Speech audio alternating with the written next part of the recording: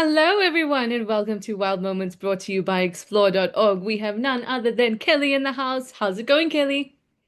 It's going excellently. Excellently, is that a word, Trish? It's going really well. How are you? It's going excellently. I am also very well, thank you very much. Very cozy, sitting in front of the heater, and excited to spend some time in the African wilds with all of you. You look very Ex bright and sunny. Do you have some sun it's there? it's not bad, Trish. I'm really enjoying winter this year. It's about 24 degrees, sun, a little bit of cloud cover today, but yeah, winter temperatures are really working for me this year. I'm enjoying them a lot. Very nice. Now, you may have heard, or you may not have heard, that we have a new segment when we start off Wild Moments, and and it is called "You trust these guides with your wildlife knowledge all the time, but what do we know about them?" It may have I had a I different name last week, everyone. I was not aware of this segment. I'm excited. So maybe you could share with us something that is just normal life about you through your life, something random that is interesting. Oh, wow, no pressure. Something random that is interesting. Um, So, for example, last week with Ben, we did our first jobs ever. oh, okay. I'm glad you gave me an example there, Trish. I could have gone absolutely anywhere. You know how random I can be, so that could have got quite interesting. Um, oh wow. Come Okay. back. I We almost can, don't want to do my first job. Come back to me. Let's scoot in before a quick segment, so then I can do a little bit more prep. I can't. I could just be this. It will just be too random, Trish. You know me. I was. Do you know what I was going to tell you then? yeah. My favorite sandwich is cheese and pickle, but it has to be Branston pickle um, that you can't get in South Africa. So when I go to England, I bring back Branston pickle. And my favorite sandwich, or one of my favorite things to eat, is crusty baguette with slightly too much butter. I do like proper butter, not marge, with slabs of cheddar and some pickle. How's that? Okay. I mean, that was fairly interesting. Fairly interesting. But give it some thought. Everyone Give it else is some like, thought. we tell you what we eat and drink all the time. How is this interesting?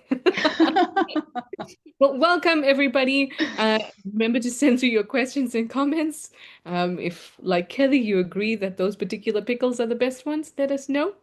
Because we're live and interactive. We've already got so many hellos coming through. Jack DeBoer says good morning from Chesapeake, Virginia. Cindy says good morning from Pittsburgh. Alfredo Leone, you say good morning from Galicia in Spain. Oh, hola. Dear NC says, good morning, Trish and Kelly. Thank you for being here. You've got a nice hot cup of coffee for the show. Yes. MG Leopard Spot says, hi, ladies. Happy to be here after 3 days of throwing up. Oh, no. And just Oh ice. no. Sorry, MG Leopard Spots. I hope that you feel much better. There is really nothing that can quite take over your body like needing to clear, your insides. That's just terrible. I'm so glad you're feeling better. Mm. And Cole is waving hello with thanks to the whole team for these clips and discussions. You look forward to the special shows every week. That makes us very happy. And Zygote says, hi, Trishana and Kenny, and namaste to us both. Namaste to you too, Zygote. So, as usual, we are going to jump straight in. Well, I suppose that's not very usual. Sometimes we don't jump straight in. Sometimes we have a discussion about crusty bread that Kenny likes. But this time, let us head straight into it. We haven't seen any of these clips. We just get a short description from Kirsten, who's in the background. And this time, we're going to head over to Vic Falls and have a look at some very curious vultures. Oh wow, these are very, very curious vultures. If anyone's wondering, these warthogs are not dead. They're just chilling. Although that is a strange image with that big warthog on the left there, and literally that vulture at its face. This is Yeah. I would not want to be this close to vultures that still because while they're not going to hunt warthogs, their beaks are sharp. Oh. mean, it's actually nibbling the warthog's foot. And I think this might be a good time to actually talk about what vultures use in order to identify potential prey, because yes, they look like they're dead. We can all agree on that. Mhm. And when warthogs are sleeping, they are very unresponsive, unless, of course, a game drive vehicle comes through and then they're gone. But I have seen them on the cams just kind of sleeping, looking completely dead. So that begs the question, when vultures see something, or when they respond to a potential carcass, what senses do you think they're primarily using? All of them, I would have thought. Mm, Um, I think if I remember correctly, which one is it? Old World vultures use sight, and is it New World vultures use scent? Is it that way round? I yeah, always get that the wrong way round. So these are African Old World vultures, primarily sight, but they might go down and have a look, but it's going to be pretty obvious that these warthogs are not dead, because I would then think, they're that close, anything is going to smell a carcass that close. They're going to start using scent, they're going to use visuals, they're going to use movement cues, logic, probably some learning. Um, they might have seen these pigs here before and they have not been dead before. Um, I would say it's a all-encompassing sort of yeah. senses. What do you think? I agree with you, and I think that there's different levels to it. So maybe when they're soaring, they are Mm, primarily using vision, right? They mm-hmm, spot something happening down at the ground. Once they get to the ground, then they're probably primarily using their sense of smell, because mm. the scent of a carcass is, very obvious. And then other cues like movement. So it's very obvious that these warthogs are not dead if we use our other senses, or if we think about it, uh, not just as, oh, we can see them and they're in a puddle on the floor. Mm. So maybe, so I'm asking this because when I was recently in the Amazon, there were lots and lots of black vultures around, but within 2 meters of me, within a meter of me sometimes. If I was just standing still, sometimes if I was having like a bit of a rinse, like with a shower head, they'd also just come and stand around me. And so I asked the locals how come this is. Maybe it's because, they're just throwing scraps, anything like that, but it's because the vultures have learned that there is no problem with doing that. So I wonder if these vultures have learned that there is no risk or threat associated with just getting close to these warthogs and having a closer investigation. That's fascinating and quite disturbing. I would not want a vulture within a meter of me if I was washing anything with a shower head. Let's put it that way, um, because they're pointy. Let's be honest. Yep. But it makes me. I mean, to me, it looked like those. Sorry, there's lots of birds in my bird bath. If I'm distracted, to me, it looks like those vultures are getting some benefit from possibly. I know technically they don't eat ticks, but they might. And we've had this discussion before, Trish. If something's got some food stuff has got some use in it, then they're probably going to put it in their mouth.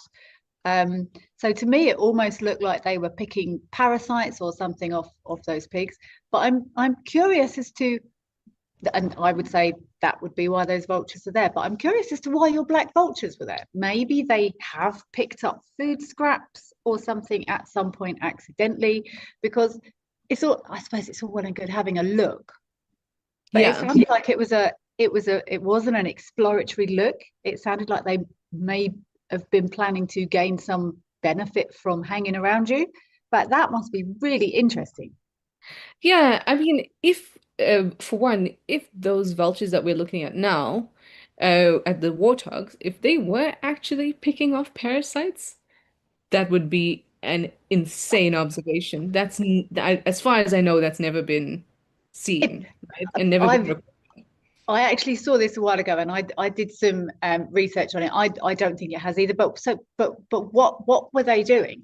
If they weren't doing that, they were touching those warthogs with their beaks. And the only other thing I can come up with is that they were like, surely if you poke some, would they poke things to see if it's still, or were they trying to get a bit of flesh off? I don't know. I don't know the answer. Um, like I mean, what were their intentions? it could have been that in the past they've been successful in determining whether a carcass is Yeah, fair game or not by getting close enough to prod at it and things like that. maybe. And I think actually, on reflection, were some of those vultures juveniles? Yeah, you could still see dark Yeah. markings along the face. Ah, that's a good point. So maybe they were practicing. Maybe they were practicing. Maybe they were learning. Um, Mhm.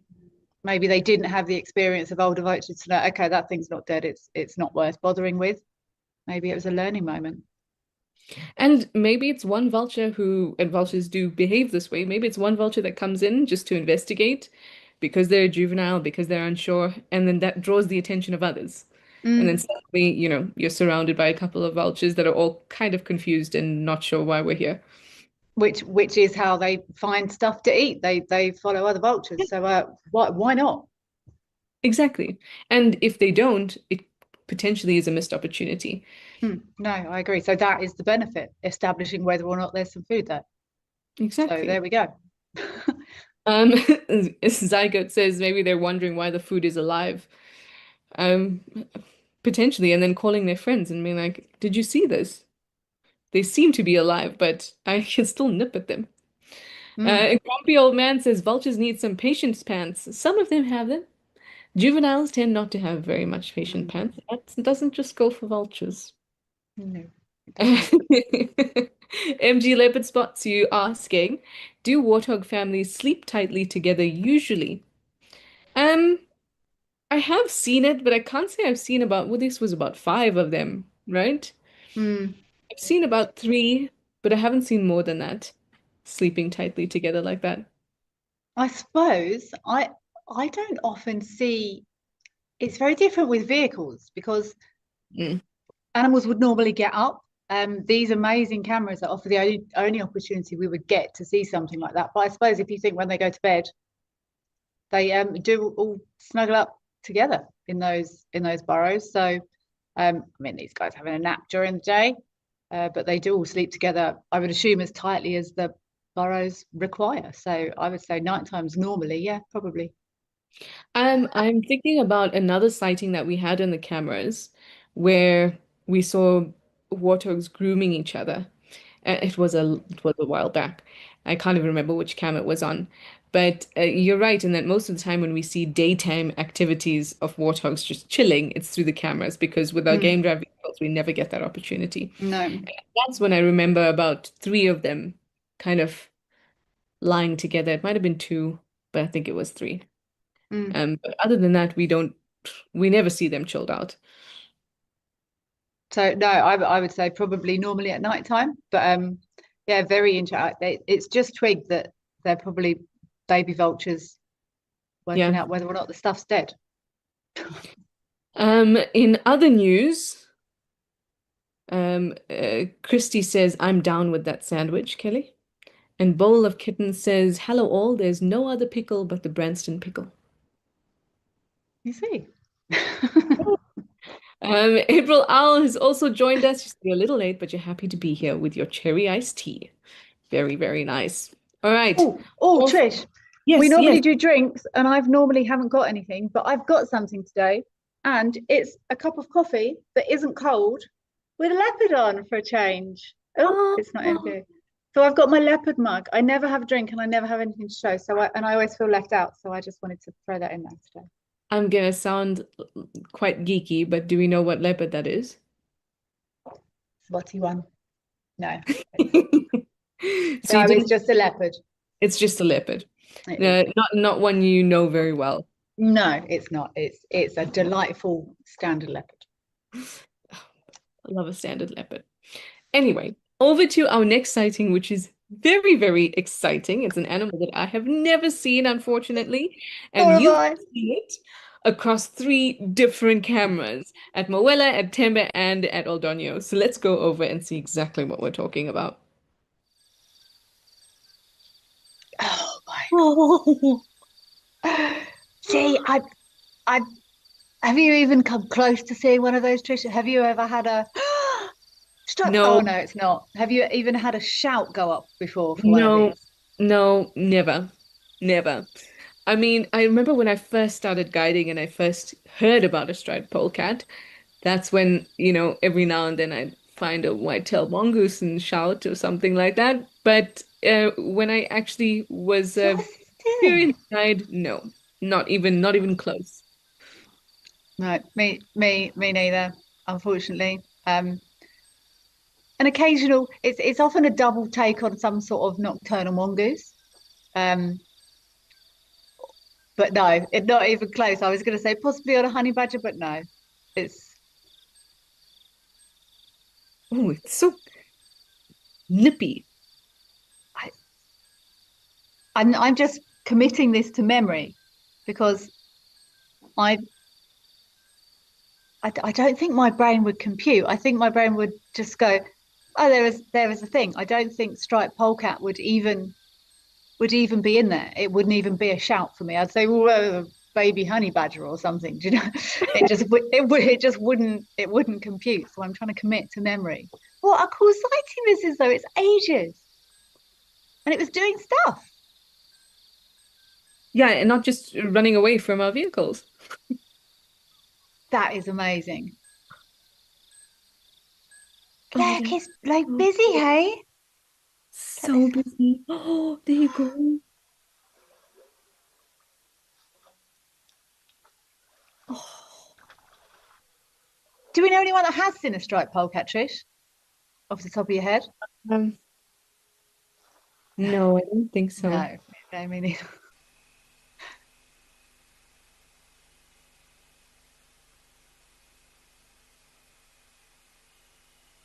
Oh, I was gonna say, is that a striped polecat?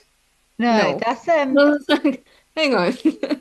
is that is it See, what it looks like a I white-tailed, don't it know. looks like a white-tailed mongoose, right? Is it is But then there's no white tail. I think it's is it either water or Mellors? Yeah, it Mellors could be a mongoose? melon. Melons, yeah. My gut reaction once I got over there, it wasn't a white-tailed mongoose, was a Yeah. melons. My brain went, we both went completely quiet. We went, well, that's not a striped polecat. Oh, it's a white tail. Oh no, it's not a white tail mongoose. We both our brains just went tick, tick, tick, tick, tick, tick, tick. And then the first thing I landed on was Mellors. And then I went back to water, and then my brain went, no, they're fluffy for some reason. Are water mongoose more fluffy? I find them lower to the ground than a melons, and I also find Oh, that like right. water, there's also a more solid color. Like I don't see the Okay. gradient as much as I do with the melons. Okay. These are My brain told me they were fluffier for some reason. maybe relative, could be relatively fluffier. That is very Alfredo, cool though. you say you thought it was a skunk. I mean, that's not a bad guess at all because they are both mustelids, so they're in the same Mm. group as skunks. So not a bad guess at all. I would be pretty proud if I lived in Europe and I saw that and I thought, oh, I didn't get it too wrong. So not a bad guess at all. And also striped polecats also can, I was about to say throw out, but what's the correct word for spray? Emit, spray. Okay. I needed a very technical term. They can also spray a noxious liquid from their anal glands, much like a skunk does. And the chemical composition of that liquid from the striped polecat is very similar to a skunk as well. Mm. It is thiols and thioacetates, which can basically irritate your eyes. I think thiols are organic compounds that are sulfur-based organic compounds. So imagine burning, etc. And the thioacetates can break down in contact with water in your eyes, so it just makes the effect of the sulfur compounds more extreme or amplifies it. So doesn't that sound Wow. wonderful? Hmm. That's a, Yeah, that's impressive, Trish. Thank you for sharing that. I did not know any of that. that's That's my brilliant. that's my nerd niche, everybody. Oh, love Chemical it. compounds in the strangest types of fluids. So it can also cause temporary blindness. Yeah, Uh, well, no one wants that, but it's definitely yeah, we live in hope to maybe not get sprayed by one, but certainly see a striped polecat. If you find one, Trish, you must message me immediately. Let me know. Absolutely. Absolutely. I will tweet it. It will Do be all over everywhere. the internet. Um, and Alfredo, you said if it's not a skunk, it must be from the same family. Close enough. Mm. Yeah. And then Bridget says, "Wow, so cool. First for you." Nice, Bridget. We First for all of us. first for all of us, but we're hoping that it becomes like, we get an actual first sighting, which would be amazing. Um, Mm, ooh, one day. I suppose this is a little bit of a saddening one, especially for any of you who have fallen in love with the unstriped ground squirrels that we've been seeing at Lentori. I certainly have. I've spent a lot of time with them. I love them.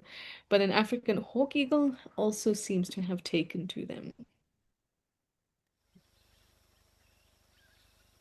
Mm. Oh, oh, Oh, that was fast. whoa, I did not even. Did we even catch that or did we? There's the squirrel. Okay. No, that was. Oh, we just saw a wingtip, I think. Yeah. Oh, that was quick. Oh Oh, no. look at its little arm. Oh no. Come on, Kelly, don't humanize it. It's not an arm. It's a predator feeding on um, essential nutrients for survival.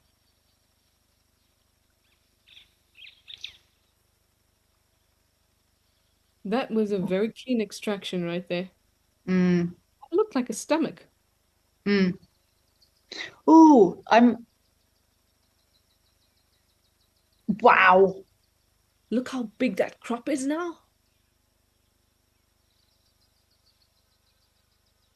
Cleaning off the tail. They're perfect at what they do, raptors, hey? Aren't they Yeah. perfect? Yeah, they have got it down.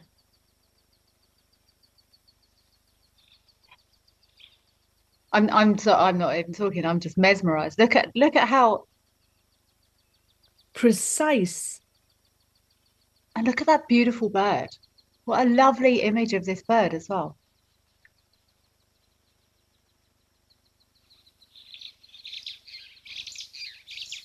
It's proper dispatch. Yeah, I'm just thinking about it's done some extensive cleaning on the tail. I wonder why.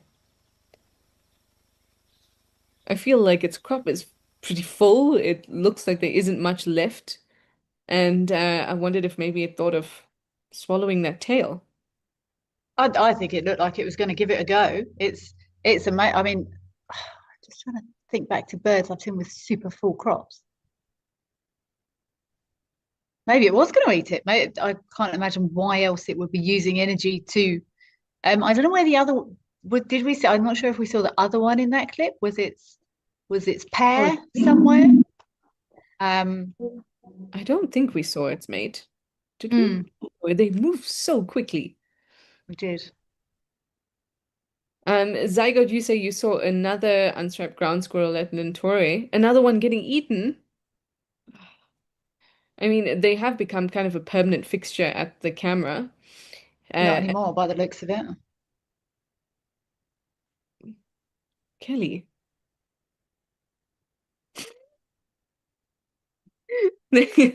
I'm sure they are playing. I mean, I've seen about three.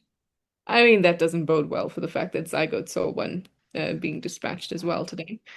But aerial predators are probably their primary predator, I would say. Mm, it's definitely a. I mean, it's the perfect strategy. Aerial predators. You've just summed it up there. It's It's everything a prey species doesn't want, really, isn't it? Aerial predators. Exactly. And if you also think of, we get tree squirrels as well. And for tree squirrels, I wouldn't say that aerial predators are their primary predators. I would say snakes.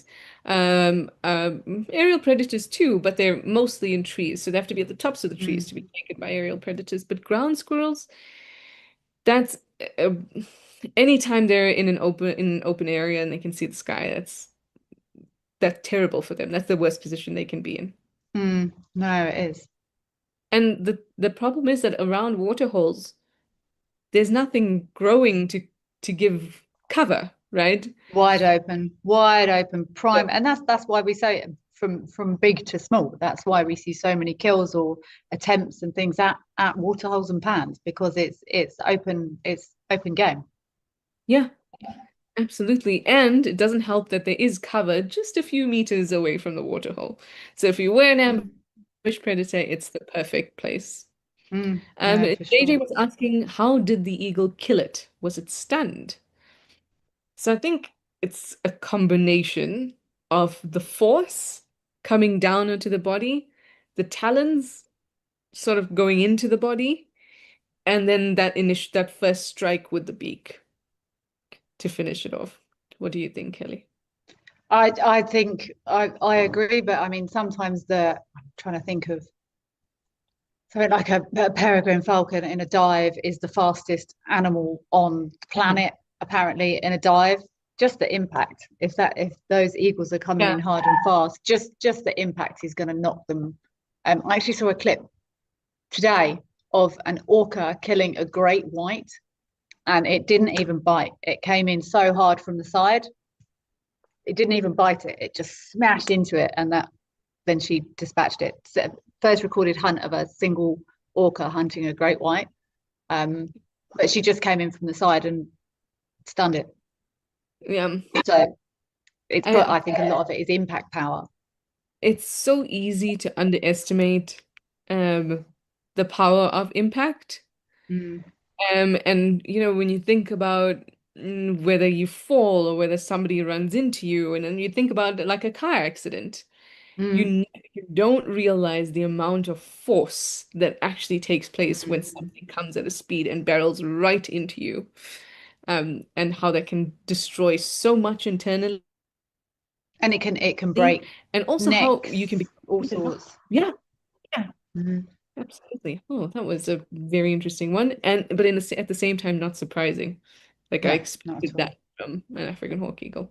Mm. Okay, everyone, over to our last clip. This one should be quite interesting. Let's head over to the hide and see what Moto has been getting up to. Apparently, he or she's been getting the interest of others. No surprises there, though. I know. It just makes me smile.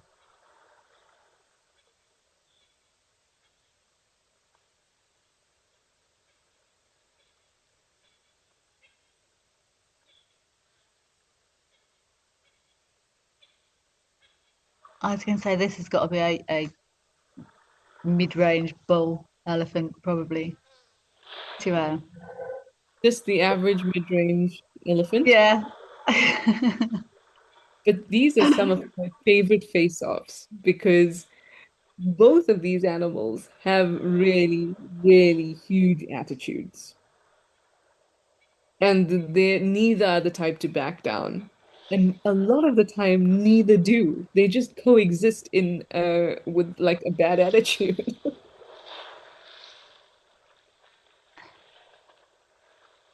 Leave him alone, elephant. Why are you doing?